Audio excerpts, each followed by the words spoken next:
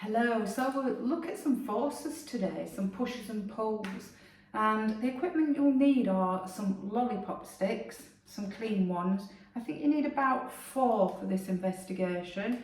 Okay, so you need to collect those, some elastic bands and a bottle top. Okay, now what you need to do is, if I have a lollipop stick, I can use it to flick things. And they do flick quite a long way, they're really good.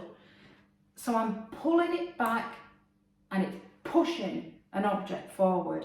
I'm using a little pom-pom. You can use scrunched up paper, piece of blue tack, anything that you've got lying around really, piece of cotton wool, a cotton board, anything at all. Your job is to just use these, a lollipop stick, elastic band, and you are going to make something that will fire your object the furthest.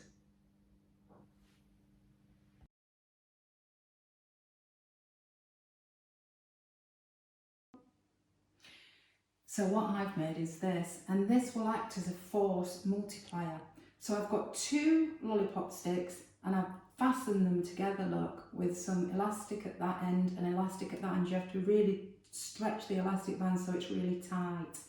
I've then connected another 2 lollipop sticks, and just at one end I've attached again a tight piece of elastic just to hold them in place. Then pushed the double bit into my elastic band's just fallen off, but it will still work as long as you've got one on.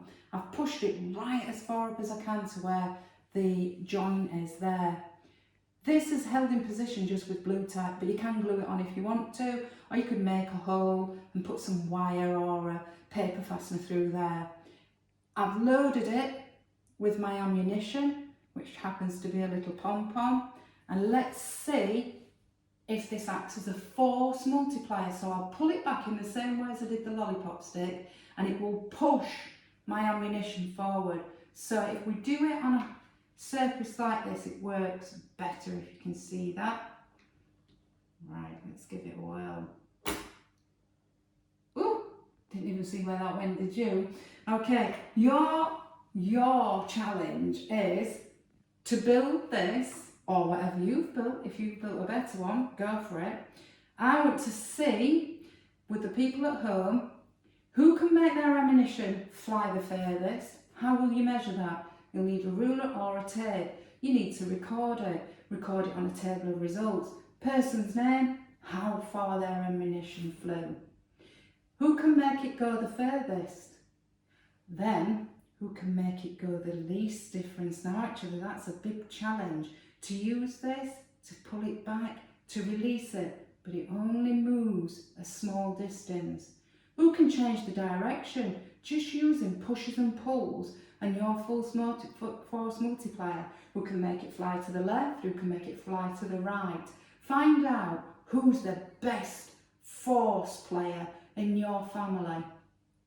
You need to record it as a table of results, so you've got scientific evidence to prove who's the best person at building, constructing and using a force multiplier.